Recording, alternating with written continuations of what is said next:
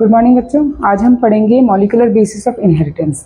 तो जैसा कि हमें पता है, मेंडल के टाइम में हमें पता चला था जेनेटिक मटेरियल जो होता है वो फैक्टर होता है, और उसी फैक्टर को नाउ डे हम जानते हैं डीएनए। ठीक है, तो डीएनए के बारे में पढ़ेंगे, आरएनए के बारे में पढ़ेंगे, इसका स्ट्रक्चर कैसे होता है, रेप्लिकेशन कैसे होता है, ट्रांसलेशन कैसे होता है, इन सब के बारे में हमें आज इस चैप्टर में पढ़ना है। तो सबसे पहले हम जानते हैं न्यूक्लिक एसिड क्या होता है। अब जो न्यूक्लिक एसिड होता है वो बायोमॉलिक्यूल होते हैं, नेचुरली ऑकरिंग केमिकल कंपाउंड्स होते हैं ना। तो ये हमें दो टाइप्स के पढ़ने हैं। सबसे पहला हो गया डीएनए, नेक्स्ट हो गया आरएनए। ठीक है, डीएनए की फुल फॉर्म होती है राइबोसोमल, डीएनए की फुल फॉर्म हो गई deoxy ribo nucleic acid. 10th में भी था, आप लोगों को पता है। आरएनए की फुल फॉर्म हो गई राइबो न्यूक्लिक एसिड। इसके अलावा और डिफरेंस क्या है, जो डीएनए होता है वो डबल हेलिकल स्ट्रक्चर होता है। डबल हेलिकल मतलब दो लेयर्स होती हैं इसमें, ठीक है, स्ट्रक्चर होता है। और जो आरएनए होता है वो सिंगल होता है, सिंगल स्ट्रक्चर होता है। नेक्स्ट होता है जो डीएनए होता है वो लिविंग ऑर्गेनिज्म में होता है। ठीक है, लिविंग ऑर्गेनिज्म, एनिमल्स, इन सब में। आरएनए जो होता है वो प्लांट में होता है, या फिर कह सकते हैं वायरस में होता है। वायरस में भी एज ए मैसेंजर काम करता है ये। ठीक है, तो एज अ मैसेंजर। इतना हो गया। इसके अलावा आरएनए जो होता है वो स्ट्रक्चर का काम करता है, ट्रांसफर का काम करता है। ठीक है, इस तरीके की बातों को जो होती हैं वो आरएनए का एक फंक्शन हो जाता है। नेक्स्ट आता है इसके बाद कि हमें डीएनए के बारे में पढ़ना है। तो डीएनए की लेंथ कैसे हम डिसाइड करते हैं। ठीक है, तो डीएनए की जो लेंथ होती है वो नाइट्रोजिनस बेस के रिगार्डिंग हम करते हैं डिफाइन। किस तरीके से, जो डीएनए का स्ट्रक्चर होता है उसमें नाइट्रोजिनस बेस होते हैं, पेयरिंग होती है। लाइक आप लोगों ने 10th में ही पढ़ा था, ए के साथ पेयरिंग होती है जी, और सी के साथ पेयरिंग होती है जी की। तो इस टाइप की जो ये बॉन्डिंग होती है ना, इसे नाइट्रोजिनस बेस कहते हैं। ये एक बेस पेयर, ये दूसरा बेस पेयर। ठीक है, तो और ये एजीसीटी क्या होते हैं, ये नाइट्रोजिनस बेस होते हैं। और इनके स्ट्रक्चर जो है आप 11th क्लास की बायो में पढ़ चुके हैं, बायोमॉलिक्यूल चैप्टर में। ठीक है, तो उनके स्ट्रक्चर बताए गए थे। आज हमें इनके फंक्शन वगैरह देखने किस तरीके से होगा। तो इनकी जो लेंथ होती है ना, कितने number of base pair present हैं किसी एनिमल्स में, उससे डिफाइंड होता है कि डीएनए का साइज क्या है। ठीक है, लाइक अगर ई कोलाई की बात करते हैं तो ई कोलाई की लेंथ किस तरीके से डिफाइन करेंगे। तो लेंथ अगर हमें डीएनए की देखनी है तो कुछ हर एनिमल्स के अलग अलग होंगे। लाइक हम लेते हैं सबसे पहले बैक्टीरिया फेज। ठीक है, तो बैक्टीरिया फेज साई 174 जो होगा उसकी लेंथ है, न्यूक्लियोटाइड जो बेस पेयर है वो है 5386 बेस पेयर।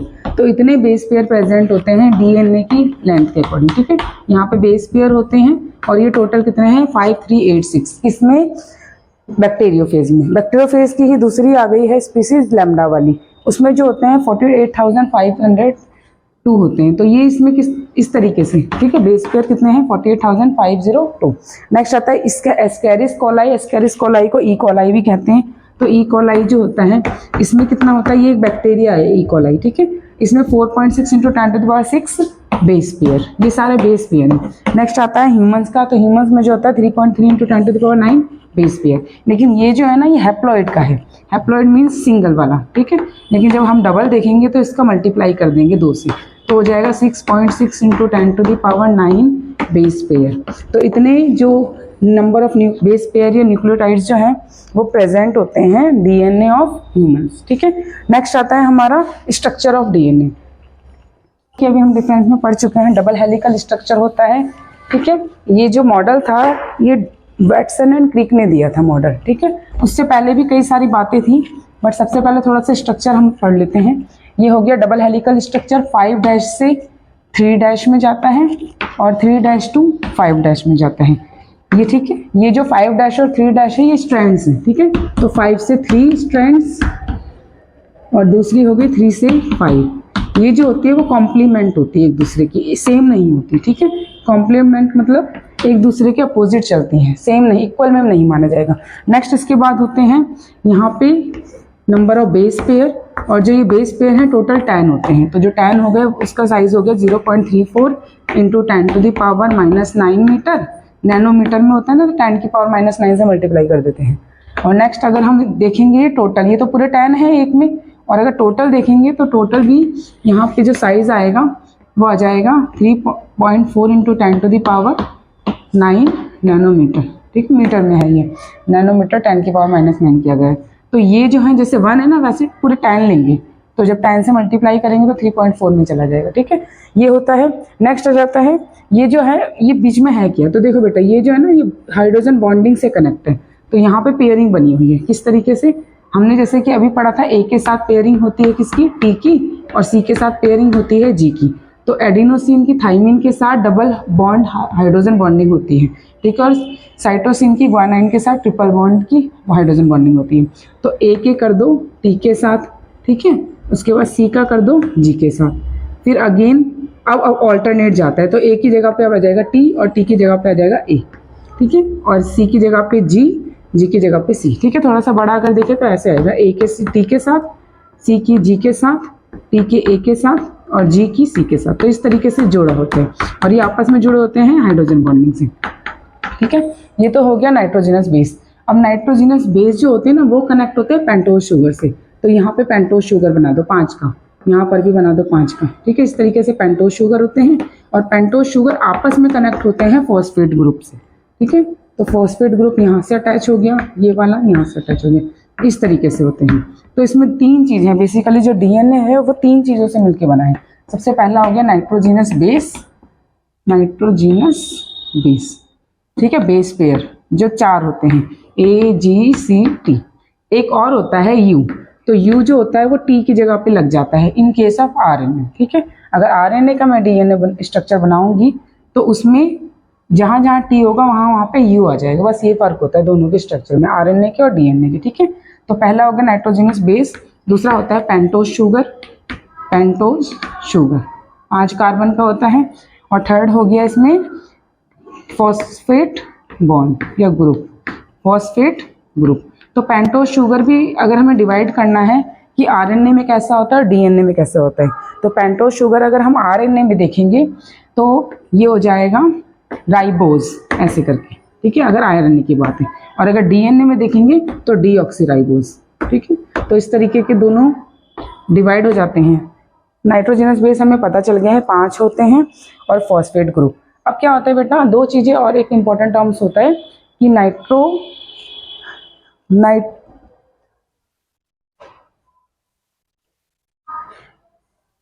दो और इंपॉर्टेंट टर्म होते हैं न्यूक्लियोटाइड और न्यूक्लियोसाइड।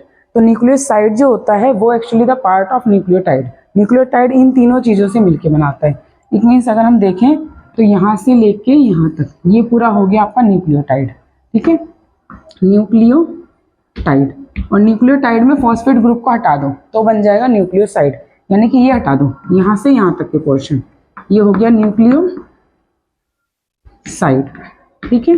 तो अगर हम यहाँ पर तक पता करें तो किस तरीके से हो गया, इन दोनों को मिला देंगे तो बन गया न्यूक्लियोसाइड, और अगर इन सारी चीज़ों को मिला देंगे तो बन जाएगा न्यूक्लियोटाइड, ठीक है। इन सारी चीज़ों को मिला देंगे तो बन जाएगा न्यूक्लियोटाइड। 2 चीज़ें और आती हैं, लिंकेज आती है। अब 2 लिंकेज हैं बेटा जो हमें देखनी है। तो पहली लिंकेज आती है फॉस्फोडाइएस्टर लिंकेज। तो जो फॉस्फोडाइएस्टर लिंकेज है वो इन दोनों से अटैच होगी, फॉस्फेट ग्रुप और पेंटोज शुगर, इन दोनों से अटैच होने वाली लिंकेज को बोलेंगे फॉस्फोडाइएस्टर लिंकेज, ठीक है। और सेकंड लिंकेज हो जाएगी आपकी ग्लाइकोसाइडिक लिंकेज। अब ग्लाइकोसाइडिक यानी कि ग्लूकोज, और जो 5 है वो भी तो पेंटोज ही हो गया, ठीक है। तो पेंटोज और नाइट्रोजिनस बेस इन दोनों को जो अटैच करेगा लिंकेज उसका नाम हो जाएगा ग्लाइकोसाइडिक लिंकेज, ग्लाइकोसाइडिक लिंकेज। तो कुछ टर्म्स हैं इसमें जो हमें याद करना है। जैसे फर्स्ट हो गया हमारे डीएनए के स्ट्रक्चर में नाइट्रोजिनस बेस के बारे में, 3 टाइप्स के बारे में कौन कौन से होते हैं, बॉन्डिंग किस किस की आपस में होती है, जैसे एजी में होती है डबल बॉन्डिंग और सीटी में होती है ट्रिपल बॉन्डिंग ऑफ हाइड्रोजन, ठीक है। नेक्स्ट हो जाता है पेंटोज शुगर। इतना होने के बाद पेंटोज शुगर को 2 में डिवाइड करा था हमने, राइबोज और डीऑक्सीराइबोज। राइबोज जो होता है वो आरएनए में होता है और जो डीऑक्सीराइबोज होता है वो डीएनए में होता है। नेक्स्ट आ जाता है कि इन दोनों सब में जो होती है वो अटैचमेंट किस तरीके से होती है। तो 2 बॉन्ड लिंकेज के थ्रू होती है। पहली लिंकेज हो गई फॉस्फेट ग्रुप और पेंटोज शुगर के बीच में, क्योंकि फॉस्फेट है इसलिए फॉस्फोडाइएस्टर लिंकेज, ठीक है। अगर पेंटोज है यानी कि शुगर है और शुगर यानी कि ग्लूकोज, तो ग्लाइकोसाइडिक लिंकेज जो नाइट्रोजिनस बेस और जो पेंटोज शुगर है उसे ज्वाइन करती है। 2 टर्म और पढ़े थे हमने, न्यूक्लियोटाइड और न्यूक्लियोसाइड के होता है। तो न्यूक्लियोटाइड होता है टोटल तीनों, नाइट्रोजिनस बेस, पेंटोज शुगर और फॉस्फेट ग्रुप, तीनों को मिला के नाइट्रो न्यूक्लियोसाइड बनता है। और अगर इसमें से हटा दिया जाए, ठीक है, अगर इसमें से ये चीज साइड कर दी जाए तो बन गया न्यूक्लियोसाइड। ठीक है, इतनी बातें हो गई। नेक्स्ट आप लोगों ने नाइट्रोजनस बेस के नाम पढ़े हैं ना, बस वो नाम थोड़े से बदल गए हैं, ठीक है, उनके थोड़े से चेंज हो गया स्पेलिंग में, बाकी नाम याद करना आसान है। तो अगर हम देखते हैं नेमिंग ऑफ न्यूक्लियोसाइड, तो आरएनए और डीएनए में डिफरेंट होगी। ठीक है, डीएनए में जितना भी नाम होगा ना उसमें डीऑक्सी लग जाएगा, और आरएनए में वही नाम है जो आप लोगों ने याद करे हैं। इस तरीके से ए को क्या बोला था, एडिनोसिन। ठीक है, तो एडिनो हो गया, गाइनोसाइन हो गया, साइटिडाइन हो गया और यूरेडाइन हो गया। ठीक है, बट यहाँ पे जब आएगा तो डीऑक्सी लग जाएगा, तो नाम यही हो जाएगा, बस डीऑक्सी लगा तो डीऑक्सी एडिनोसाइन। नेक्स्ट हो जाएगा डीऑक्सी गुआनोसाइन। ठीक है, फिर हो जाएगा यहाँ से डीऑक्सी साइटिडाइन। अब नेक्स्ट जो है वो यूरेडाइन नहीं होगा, ठीक है, बिकॉज ये आरएनए का स्ट्रक्चर है, तो यूरेडाइन की जगह थाइमाइन होगा। ठीक है, तो यहाँ पे हो जाएगा डीऑक्सी थाइनोसाइन। ठीक है, ये हो गया आप लोगों का डीएनए के बारे में। नेक्स्ट पढ़ेंगे हम डिफरेंट मॉडल जो डीएनए से पहले करे गए थे। ठीक है, डीएनए का